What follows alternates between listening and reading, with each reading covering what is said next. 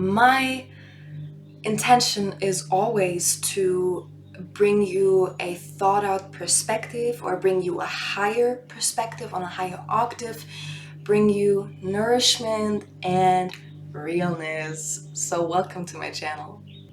As the new year starts, or at least the new year regarding to the Gregorian calendar, I'm probably not the only one that rethinks her food choices. And even though I already had a really healthy relationship to food, as we're evolving, as we're ascending, there is a higher light quotient running through our body, and we become more attuned to subtle energy. So for that, our body really needs to be a purified vessel to be able to handle these high frequencies that are coming through. And especially those of you who are very sensitive, you can feel it, like maybe 10 years ago, 5 years ago, you were able to tolerate a shit ton of sugar. At this point, it doesn't work anymore. So food is our medicine, or maybe the absence of food is our medicine.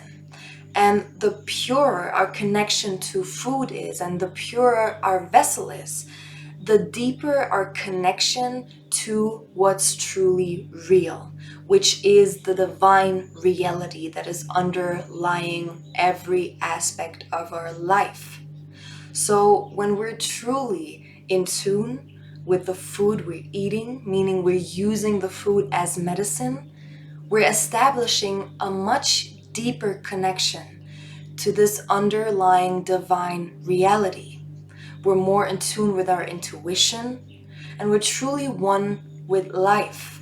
A life in tune with the divine reality means a life that is tranquil, that is creative, that is joyful, that is deeply blissful. And our relationship to food might be one of the main sources that causes this disconnection, or at least the feeling of this disconnect. And of course, there are other aspects of life, but our physical vessel is the antenna, is the temple. So when our physical vessel is pure, there is a natural connection to this underlying divine reality, which is the only thing that's real. And so there is a lot of talk about, are you vegan? Do you eat meat?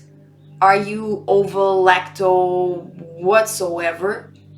And of course, eat meat that is not only grass-fed, but also local, and they're having a good life. I mean, the optimum is that we're all having our own animals and we have a deep relationship to them. And as we ingest their meat, there's just love, and there's this, I gave myself for you. Thank you for taking care of me. There's just like this pure connection. But until that reality is coming into being, let's make sure we at least make the best choices we can when it comes to meat. But the real question is, what foods are we addicted to? So apart from this whole vegan, are you eating meat, that doesn't really reveal much about our connection to food. The true question is, what products or foods are we addicted to? And chances are high that none of us are like, damn, cucumbers, can't live without them. Thinking about them all day. When I go to bed, I think about my cucumbers the next morning. Nah, probably not. These natural foods, everything that grows from the earth, grows in the earth, it doesn't have that effect on us. Like, we like it. Sure, a lot of us love tomatoes. Sure, a lot of us love cucumbers. Sure, a lot of us love spinach, but they do not trigger this artificial excitement almost. So what are these foods? For me, it's definitely coffee, definitely caffeine, whether that is chocolate or matcha or coffee. And even though I don't want to admit it, because I'm like, well, let me switch to matcha. You know what? What about mama cacao? There was still an addiction to it. There was still this subtle, like, oh, I'm going to bed. Wow, I'm excited for the next morning. Not because of my projects or my creations, but because of the matcha or the cacao or the coffee. As I was editing the video, I realized that the microphone glitched out for 2 minutes. So what I was saying in that segment is basically just that we have to get really honest with ourselves. If I were to take that one substance away from you, that one food, which food causes the most resistance? Like, what is that substance or that habitual food that you couldn't live without, or that you're like, no, don't take that away? That's the food that you're addicted to. And even though it might not seem like a harmful addiction, like in my case, coffee or cacao, an addiction is an addiction, and it rewires our brain. So it changes our brain, and this is what we have to be aware of. What comes up must come down, and these are the things that disconnect you from source. These are the things that make you sluggish, that make you feel anxious, or you constantly crave more. And this has a really negative impact on your reality and multidimensionally.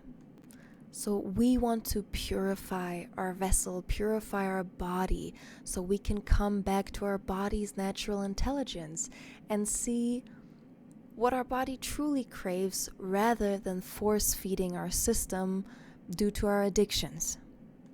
And usually we're not addicted to natural foods like vegetables. Again, we are addicted to highly processed foods or substances like sugar that do not belong in our system. And even the so-called healthy vegan substitutes, like the chicken substitutes, it was found out that over 2,000 products have nanoparticles in them, and they're not labeled.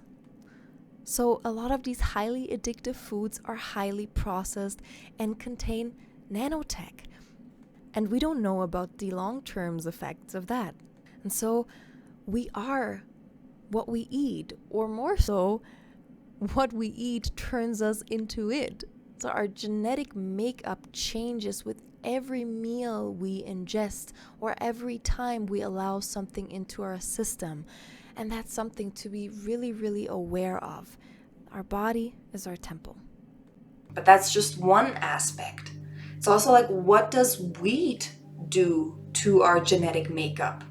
What does gluten do to our genetic makeup? Sugar, the enzymes that are in cheese that make cheese so freaking like addictive. I can't even talk about cheese without rolling my eyes back. You know, I'm German, man. I grew up on cheese. I grew up on milk. I grew up on sodas, cereal. Like most of us probably grew up on what they term a Western diet, which is pretty pathetic, man, that this is what we call the Western diet. When we actually have access to nourishing foods, and we can afford nourishing foods, and we have fertile ground. So it's sad that this is what the Western diet turned into. But so all of these foods that cause addiction change our brain function. And now this is where it gets really, really interesting.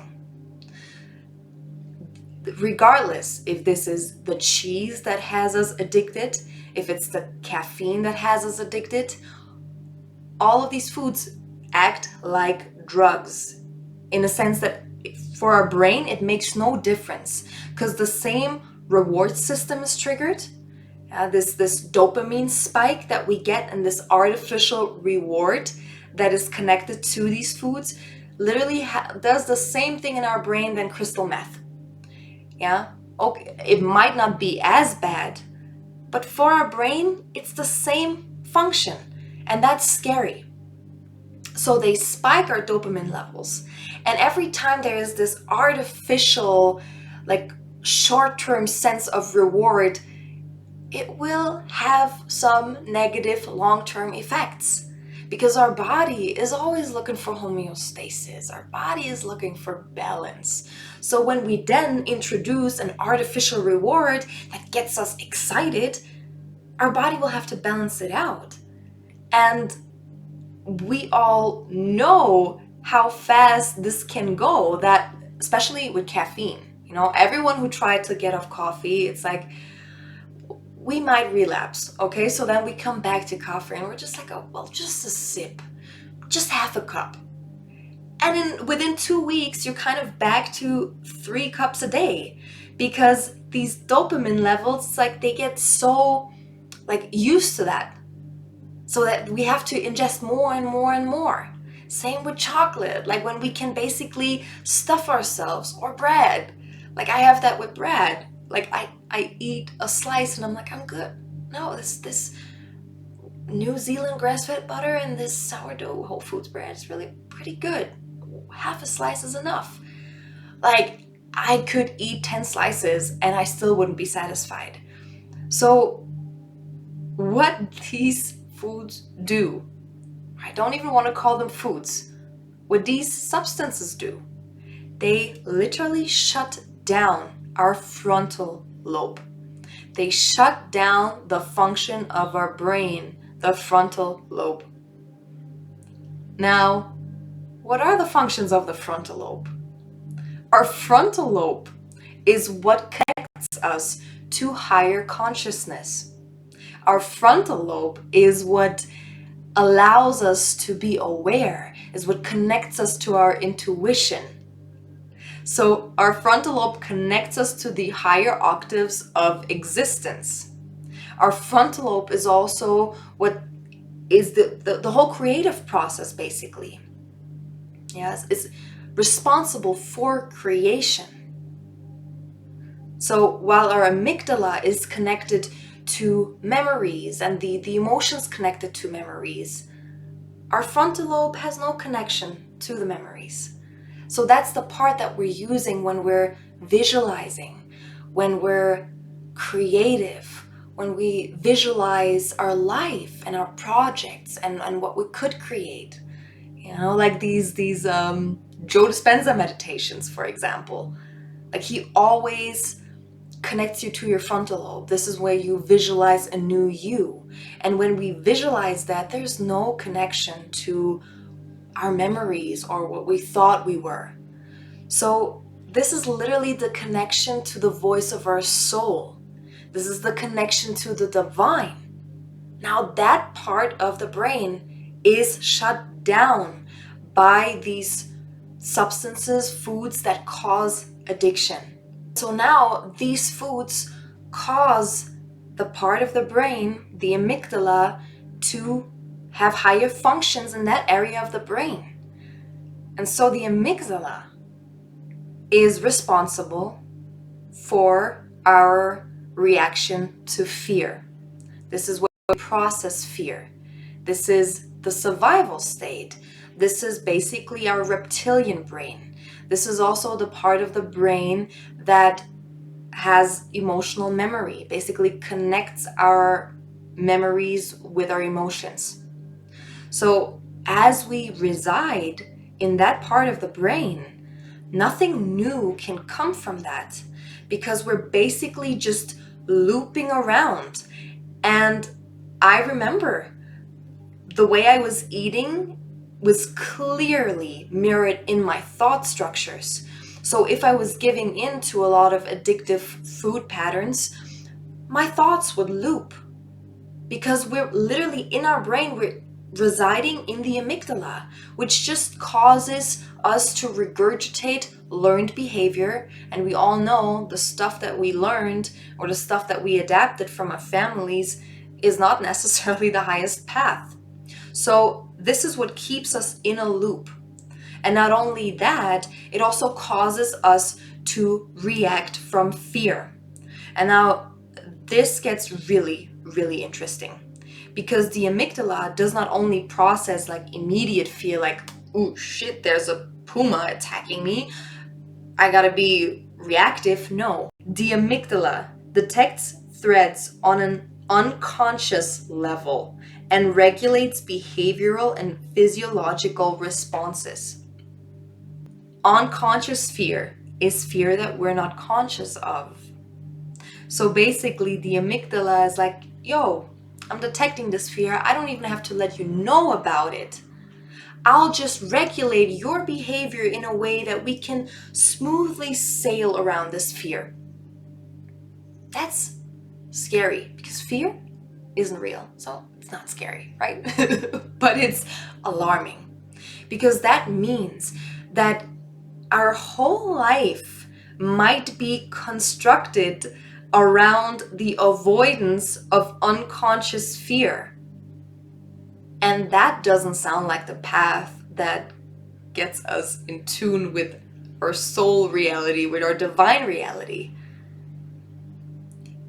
The amygdala is also the part of the brain that responds when we see any fearful imagery or any subtle cues of fear or fearful faces. So now let's just ask that really critical question. And a lot of you guys are probably already like, yeah, we know that. But now all of the foods, or most of the products, most of the foods that we find in supermarkets are not health foods. They're processed foods, they're foods that cause addiction, that put our brain function into the amygdala, the fear response, the reptilian brain, survival mode. Now, mainstream media or any like Netflix shows, all of that stuff, all of them, or 99% of them, cause some sort of fear response, right? So unconsciously, again, our amygdala lights up. It's just very interesting to see that artificial reality really wants to put our brain functions in the amygdala or into the amygdala while shutting down our frontal lobe. Well, the conclusion is rather simple, right? It's pretty easy to see what's going on here. So now I want to look into the word addiction, because I feel like addiction doesn't even strike a chord for most people. Like the word to me doesn't really convey what's actually going on. So I looked into the word and where it's actually coming from and what the original meaning of the word is. Because when we look into addiction, it's almost like someone is possessed, right? With alcohol, that's really clear. I think we all have, met that person that is really sweet when they're sober, but the moment they're drinking, they turn into a monster and you're like, whoa. Like, even as a child, you're like, damn, there's something else in you. That's not you. Like, I'm sure we all have these examples, unfortunately. But the word addiction comes from the Latin word addicere. And one way to describe that word by the Greeks was to be devoted to, or also to sell out, betray, sacrifice, and abandon. So it came with this connotation of you're devoting yourself to something you should not. And the word ad as itself in Latin means towards, and dicere means voice. So addicere kind of is translated to giving your voice over. So addiction means to give your voice over to something, and devotion is connected to usually like I'm devoted to something higher. So that sounds like possession to me, like even in the original meaning of the word. So as we allow substances into our body that are not natural, we allow ourselves to get possessed. That's one way to look at that. I look at it from a multidimensional view. I look at it from an energetic view or neo-shamanic view. So we basically allow possession. Every time we ingest, we say, yes, come in, right? Every time we eat, our genetic makeup changes. With alcohol, we've all heard that. It's a spirit, yeah, the spirit of alcohol. This is where we can clearly see, ooh, damn, this person's getting possessed. So that also happens maybe on a more subtle level when we constantly ingest these other substances. Because our body, the natural intelligence of our body, is always homeostasis. It's balance, it's nourishment. If you leave your body alone for a while, it'll heal. Yeah, if you're sick and you don't eat for 24 hours, you're probably going to be good after that. So our body in its nature will always come back to self-healing. So with shutting down our frontal lobe, these substances are basically tricking our body into self-harm. Because anything that puts us into our reptilian brain, into fear, is not nourished for our body. So our body wouldn't naturally do that. So that means something else comes in and tricks the natural intelligence of our body and causes us to behave in automatic ways, which is freaking robotic, right? It's like this, we all know that. I'm sure we've all been there. This point where I can't control myself, where I'm like, no, I'm not going to eat that chocolate piece. No, I'm not going to eat that. And then at some point you're like, fuck it, I'm going to eat it. And then you eat 3 of them. That is not you. Something else is working through you. This addiction to something, this addiction to the reward is working through you. And that, of course, we see that in relationships that are toxic. I'm pretty sure the same thing happens in our brain with addictive or like hurtful relationships that cause us to kind of self-harm with constantly going back to that person. So I'm sure we can transfer that to many areas of our life. But I want us to be aware about the foods, because this is literally what it comes down to. If you're addicted to it, that's what's happening in your brain. And that cannot lead us onto the highest path. So now there's also this aspect of parasites, parasites in our gut. And you can do a lot of research. Like most of us, if we haven't like really diligently purified our body, have some form of worms or parasites in our gut. And if we just think about it really black and white, does that feel life-giving? Does that feel alive? Or does that feel like death? Because to me, having parasites and worms in our system, that doesn't feel like it's benevolent, and it doesn't feel like it belongs in an alive system. So how were they introduced? And to me, it's almost like these things are the anchor points for low frequencies or demonic forces, if you will. Because what are these thought loops? What are these negative thoughts? What are these basically these frequencies that cause laziness, that cause like anti-self thoughts, that cause us to be depressed or anxious? In some realm, we could call them demonic forces. Because in a pure divine vessel, these thoughts have no point to even anchor in. So mucoid plaque, parasites, all toxins that might still reside in our body have to go. And when our vessel is truly purified, there is no anchor point in our physical body for any negative thoughts, any thoughts that are, again, self-harming or self-deprecating.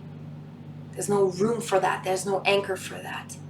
So this is where the Essene Gospels of Peace come in. I really love this book, and I'm not religious, but this really called to me. I don't get a lot of books, but this one wanted to be here, so I got a physical copy, because I love that with books. Like, even if you don't read them, the essence of it is in your field, so you'll receive whatever you'll receive from that. And even like the first, I don't know, I just read the first 30 pages and they were life-changing. Like, this book really works with your subconscious, and it's apparently a gospel that was supposed to be in the original Bible and was taken out, and makes a lot of sense why it was taken out if that is the case. And in the book, Jesus is this masterful healer. And so basically his recipe for everything and everyone is like 7 days, just water, ingest the water, and do water enemas, and you'll be good. And like, I freaking love this book. Like, it makes me laugh because there are literally parts where it's described how to do an enema in ancient times, where you basically put a gourd up yours. Extremely beautiful book. Like, it really does something to your subconscious. But in that book, they talk a lot about parasites, and basically that parasites being of Satan and being demonic forces, and how to clean yourself. And again, his recipe is very, very simple. Purify yourself for 7 days. So 7 days, which is fasting, only water, ingest water through your mouth, and do water enemas. So he explains the whole river thing, and take a gourd and a stick and warm it up in sunlight. But it's simple. It's really simple. Come back to your nature. Come back to your nature.